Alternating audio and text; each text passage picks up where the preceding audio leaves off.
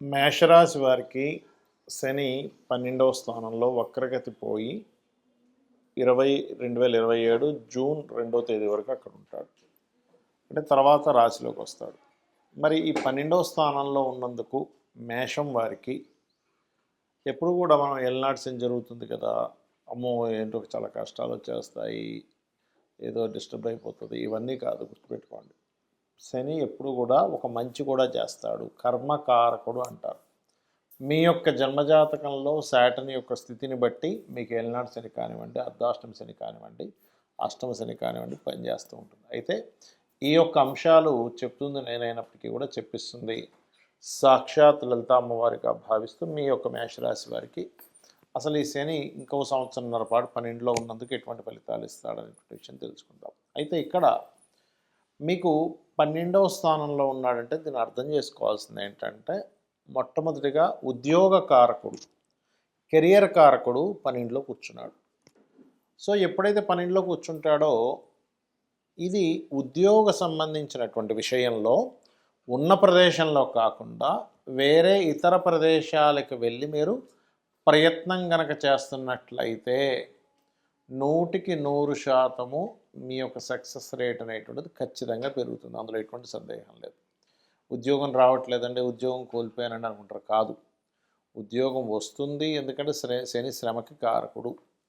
కాకపోతే ఉన్న ప్రదేశం కాకుండా ఇతర ప్రదేశాలకు వెళ్ళాలనే విషయాన్ని గుర్తుపెట్టుకోండి. అలాగే ఎప్పటి నుంచో లోన్స్, అంటే మనకు చూడండి, ఒక లోన్ తీసుకొని దాన్ని మనం కట్టేటువంటి విషయంలో కొంత శ్రమ పడుతూ ఉంటాం. కాబట్టి లోన్స్ వస్తూ ఉంటాయి. కాకపోతే లోన్స్ తీసుకొని ఇన్వెస్ట్మెంట్స్ మాత్రం పొరపాటును కూడా చేయకండి దయచేసి. అయితే ఈ శనికి కుజుడి యొక్క దృష్టి కూడా ఉంది ప్రజెంట్. ఇప్పుడు డిసెంబరు ఈ మనకి 2025 డిసెంబరు, జనవరి 17 వరకు ఆల్మోస్ట్గా.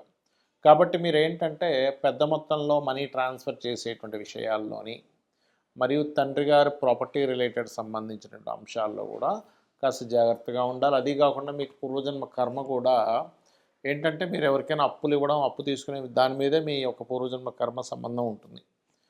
కాబట్టి ఎవరితోనైనా ఎక్కడైనా అగ్రిమెంట్ రాసుకునేటప్పుడు, ఒక నోట్ రాసేటప్పుడు ప్రధానంగా జాగ్రత్తగా ఉండండి ఈ శని ఇక్కడ ఉన్నందుకు. మరలా ఎప్పుడైతే ఈ రకంగా శని 12లో ఉన్నాడో సిబ్లింగ్ వరుస వాళ్ళకి మీకు ఉద్యోగ సంబంధించిన విషయంలో స్ట్రెస్ ఇస్తూ అటువంటి ఫలితాలు ఇస్తూ ఉంటాడు.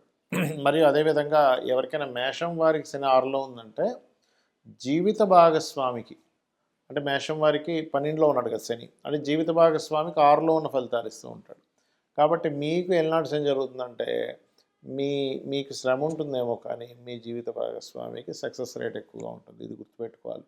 మనకి 12 అనేది వాళ్ళకి 6 అవుతుంది. ఈ విషయం గుర్తుపెట్టుకున్నట్లయితే అన్ని విధాలు బాగుంటుంది. మీరు అసలు ఏం చేసుకోవాలి ఈ శని ప్రభావం తగ్గడానికి అనే విషయాలు కూడా మీరు వీడియో ఆఖరి వరకు చూడండి, తెలుస్తూ ఉంటుంది. శని ఏలినాడు శని అనుకోండి, అర్ధాష్టమ శని అనుకోండి, అష్టమ శని అనుకోండి, లేదా శని మహాదశలు అనుకోండి, శని అంతర్దశలు అనుకోండి. మొట్టమొదటిగా మనం అమ్మో కష్టాలు ఇచ్చేస్తాడు, అమ్మో ఫైటింగ్ చేయాలి, అయ్యి బాబాయ్ ఏమైపోతుందో ఫస్ట్ ఈ భయం నుంచి బయటికి రండి. ఎందుకంటే ఫైటింగ్ మనమే కాదు, దేవతలు కూడా వాళ్ళు ఫైట్ చేస్తారు లైఫ్లో. మనమందరం మొక్కేటువంటి లలిత అమ్మవారు బండాసుడితో ఫైట్ చేయలేదా? శివుడు త్రిపురాసుర సంహారం చేశాడు. గణపతి, మనం చూడండి ఏ దేవతను తీసుకోండి, వాళ్ళకేమి సుఖంగా హ్యాపీగా అలా ఏం కూర్చొని లేరు. ఆంజనేయ స్వామి మనకి లంకకు 100 యోజనాల లంక ఇక్కడి నుంచి ఎగురుకుంటూ వెళ్ళి అక్కడ చాలా బీభత్సం చేసి మళ్ళీ వచ్చాడు. శ్రమ పడకుండా ఉన్నారా ఒకసారి ఆలోచించండి. మహాగణపతి, ఆయన గణపతి యొక్క వృత్తాంతంలో మనం విన్నాక. అదేవిధంగా శివుడు, విష్ణు ఎన్ని అవతారాలు ఎత్తాయండి, రామావతారం, కృష్ణావతారం. ఎందుకు, ఏం కష్టం, ఎందుకు నాకు ఇవన్నీ ఎందుకు అని చెప్పి దూరంగా ఉండొచ్చుగా.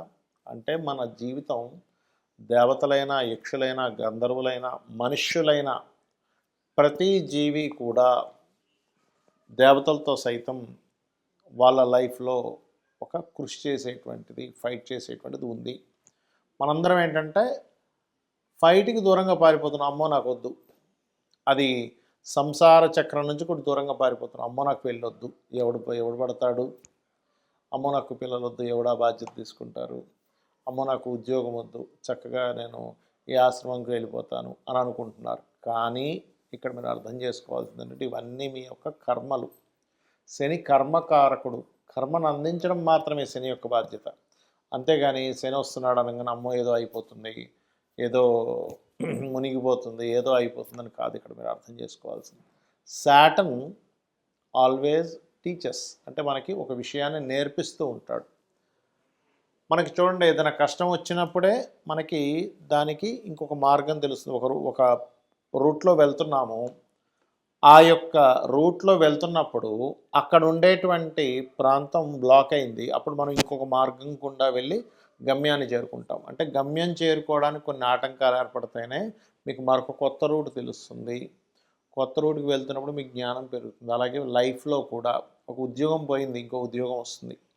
లేదా ఇంకోటి ఏదో కష్టం పడుతున్నాం, ఫైనాన్షియల్గా ఇబ్బంది వస్తుంది, అప్పుడు ఇంకో ఫైనాన్షియల్గా ఇంకెలా సంపాదించాలని తెలుస్తుంది. కాబట్టి ఏంటి, శని ఆల్వేజ్ కర్మకారకుడు, లాభాలకు కారకుడు, ఉద్యోగానికి కారకుడు, ఆయుష్కి కారకుడు.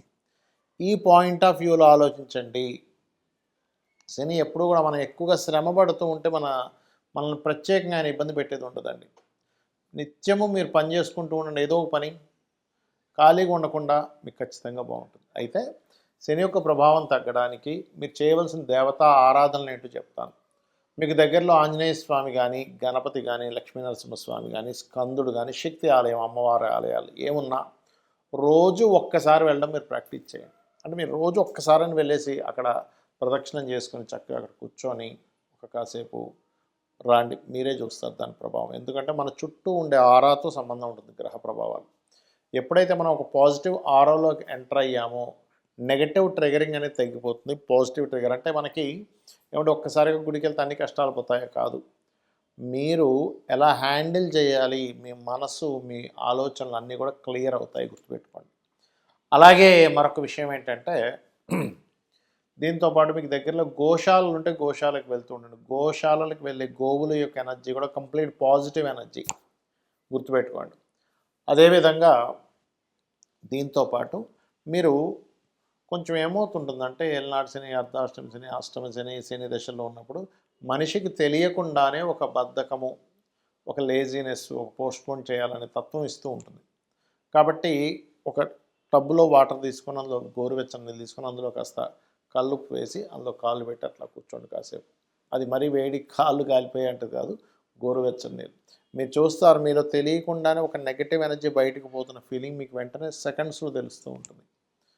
అలాగే ఈ శని కుజులు పరస్పర వీక్షణలో ఉన్నప్పుడు మీనరాశిలో శని ఉంటూ, ఈ సంవత్సరం మనకి పంచగ్రహ కూటమి 3 సార్లు వస్తుంది 2026 సంవత్సరంలో. జనవరిలో ఒకసారి, ఫిబ్రవరిలో 2 సార్లు, మరి చతుర్గ్రహ కూటమి 2 సార్లు వస్తుంది. అంటే ఎప్పుడూ కనీ విని ఎరగనటువంటిది వస్తుంది. కాబట్టి ప్రపంచవ్యాప్తంగా కనీ విని ఎరుగని వింతలు చూస్తాము. గ్రూపులుగా, అది ఉగ్రవాదులే అనుకోండి, రాజకీయ నాయకులే అనుకోండి, గ్రూప్స్గా ఏర్పడడం చూస్తాము. గ్రూప్స్గా ఏర్పడి జయాల్ని వాళ్ళు జయం పొందడం అనేటువంటి చూస్తాం. వైరస్లు చూస్తాం. అదేవిధంగా అగ్ని ప్రమాదాలు, యాక్సిడెంట్లు, అటాక్లు, ఇట్లాంటివన్నీ ఉన్నాయి. కాబట్టి మీరు ఇంటి నుంచి బయలుదేరేటప్పుడు ఎక్కువగా గుంపులు ఉండే ప్రదేశాలు ఎక్కువ తిరగకండి. ఇంటి నుంచి బయలుదేరేటప్పుడు ప్రధానంగా మీరు, ఎందుకంటే ఇది 1 సంవత్సరంన్నర పాటు ఉంటుంది కాబట్టి మీ ఇష్టదైవాన్ని తలుచుకొని బయలుదేరండి. అమ్మవారు మిమ్మల్ని రక్షించి తీరుతుంది. అదేవిధంగా గోశాలకు వెళ్ళి గోవులకి బెల్లము, క్యారెట్స్ తినిపిస్తూ ఉండండి. చండీ పారాయణం చేయండి, చండీ వినండి. అన్ని విధాలా మీకు బాగుంటుంది. శ్రీమాత్రే నమః.